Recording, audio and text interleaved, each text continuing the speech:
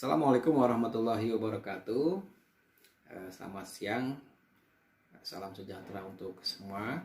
Kali ini saya akan menyampaikan kuliah tentang teori belajar dan motivasi belajar. Tujuan umum dari kuliah ini adalah memahami dan mengembangkan teori belajar, kemudian memotivasi diri dan mahasiswa untuk terus belajar.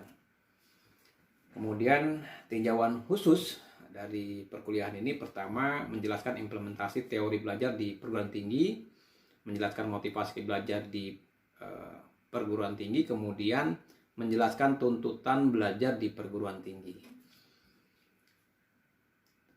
Sebetulnya apa yang dimaksud dengan teori belajar, ya?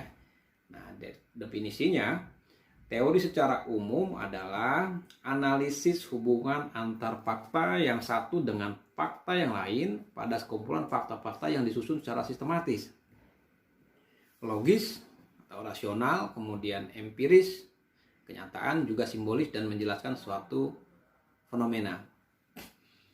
Lalu, belajar merupakan aktivitas sadar dan menetapkan yang dilakukan oleh manusia sebagai individu dalam berinteraksi dengan lingkungannya, yang mengakibatkan perubahan perilaku, meliputi perubahan sikap, pengetahuan, keterampilan. Ciri dari individu yang telah mengalami proses belajar adalah adanya perubahan perilaku yang lebih baik dan relatif menetap akibat interaksi aktif individu tersebut dengan lingkungannya. Kemudian, motivasi adalah sebuah dorongan, hasrat ataupun minat yang begitu besar di dalam diri untuk mencapai suatu keinginan, cita-cita, dan tujuan tertentu. Adanya motivasi akan membuat individu berusaha sekuat tenaga untuk mencapai yang diinginkannya. Nah, teori belajar. Teori belajar adalah teori yang pragmatik dan elektik. Teori dengan sifat demikian hampir dipastikan tidak pernah mempunyai sifat ekstrim. Tidak ada teori belajar yang secara ekstrim memperhatikan aspek mahasiswa saja, atau mementingkan aspek dosen saja, kurikulum saja, dan lain-lain. Nah, teori belajar ini menurut ahli aliran psikologi dibagi menjadi 5 aliran. Ini pertama, aliran atau ini dalam Islam dikatakan mazhab, ya. Tingkah laku, ya. Ini menekankan pada hasil dari proses belajar, ya. Ini tingkah laku ini atau behavior. Kemudian teori belajar aliran kognitif, ya, yang menekankan proses belajar. Lalu ada lagi aliran humanistik. Nah, aliran humanistik ini menekankan isi apa yang dipelajari. Kemudian aliran konstruktivistik. Dan terakhir ada aliran teori belajar tentang mazhab sibernatik, ya. Mazhab ini menekankan pada sistem informasi yang dipelajari. Di dunia real, kontrol positif di kelas, menangani murid satu persatu. Nah, ini teori belajar behavioristik. Nah, aplikasi behaviorism dalam proses belajar mengajar meliputi langkah-langkah menentukan tujuan instruksional, menganalisis lingkungan kelas, kemudian menentukan materi pelajaran, memecah materi pelajaran menjadi bagian-bagian kecil, lalu menyajikan materi pelajaran, memberikan stimulus berupa pertanyaan, tes, latihan, tugas-tugas, lalu mengamati dan mengkaji respon yang diberikan dan memberikan penguatan. Selanjutnya, proses behaviorism dalam pembelajaran itu memberikan stimulus baru, mengevaluasi hasil belajar, dan memberikan penguatan, dan seterusnya.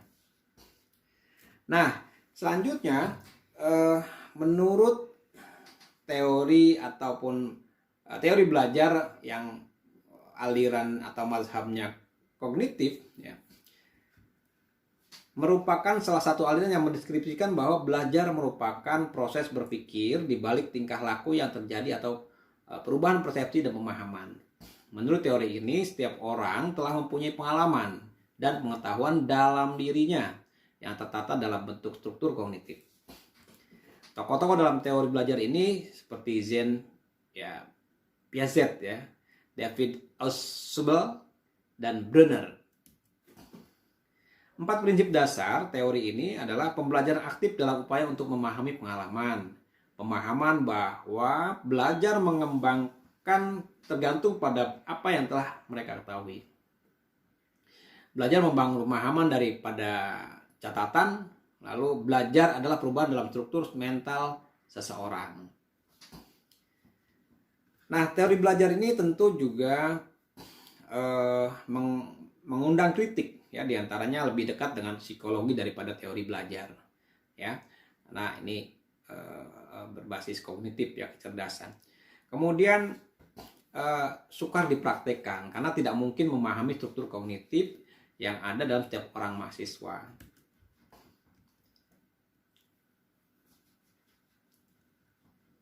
Lalu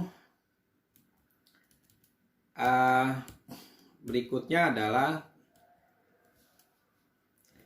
aliran atau mazhab humanistik. Aliran humanistik merupakan aliran belajar yang mendeskripsikan bahwa belajar merupakan usaha untuk memanusiakan manusia. Jadi proses belajar dianggap berhasil jika pembelajar memahami lingkungannya dan dirinya sendiri. Nah, beberapa tokoh yang meyakini bahwa teori belajar ini istilahnya aliran mazhab humanistik ini diantaranya ada Bloom, kemudian Krathwohl, Kolb, Honey, Habermas, Abraham Maslow. Nah, menurut teori ini belajar adalah untuk memanusiakan manusia, jadi cenderung bersifat elektik dalam arti memanfaatkan teknik belajar apapun asal tujuan belajar tercapai. Kemudian teori Kolb mengatakan pengalaman konkret, mengalami pengalaman tetapi belum tahu makna, Pengalaman aktif dan reflektif, mengamati pengalaman dan memahami makna pengalaman. Konseptualisasi, berteori terhadap pengalaman. Eksperimentasi aktif, mengaplikasikan aturan ke situasi baru. Nah, teori ini juga mengundang kritik seperti misalnya sukar digunakan dalam konteks yang lebih praktis dan lebih dekat dengan dunia filsafat daripada dunia pendidikan.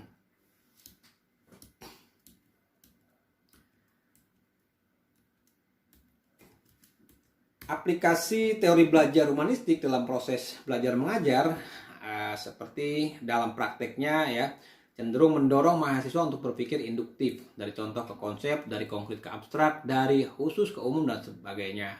Teori ini mementingkan faktor pengalaman, keterlibatan aktif mahasiswa dalam proses belajar mengajar. Aplikasinya melalui tahap-tahap. Pertama, menentukan tujuan instruksional, menentukan materi pelajaran, mengidentifikasi entry behavior mahasiswa, mengidentifikasi topik-topik yang memungkinkan mahasiswa mempelajari secara aktif, mendesain wahana lingkungan untuk belajar, kemudian membimbing mahasiswa belajar secara aktif. Nah, selanjutnya yang keempat adalah aliran konstruktivistik. Nah, aliran ini merupakan aliran belajar yang mendeskripsikan bahwa belajar merupakan proses di mana pembelajar secara aktif mengkonstruksi atau membangun pengetahuan, gagasan atau konsep baru didasarkan atas pengetahuan awal yang telah dimilikinya. Salah satu tokoh dalam teori belajar ini adalah Vygotsky,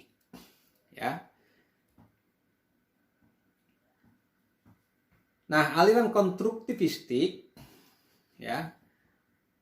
menurut Vygotsky, konstruktivisme sosial menempatkan lebih banyak penekanan pada lingkungan sosial sebagai fasilitator perkembangan dan pembelajaran.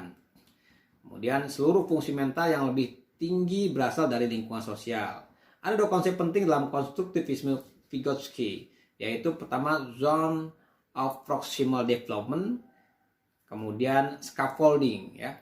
Zone of proximal development artinya jarak antara level perkembangan aktual yang ditentukan melalui pemecahan masalah secara mandiri dan level potensi perkembangan yang ditentukan melalui pemecahan masalah dengan bantuan orang dewasa atau dengan kerjasama dengan teman-teman sebaya yang lebih mampu. Sementara itu, konsep scaffolding yaitu pemberian sejumlah bantuan kepada siswa selama tahap-tahap awal pembelajaran.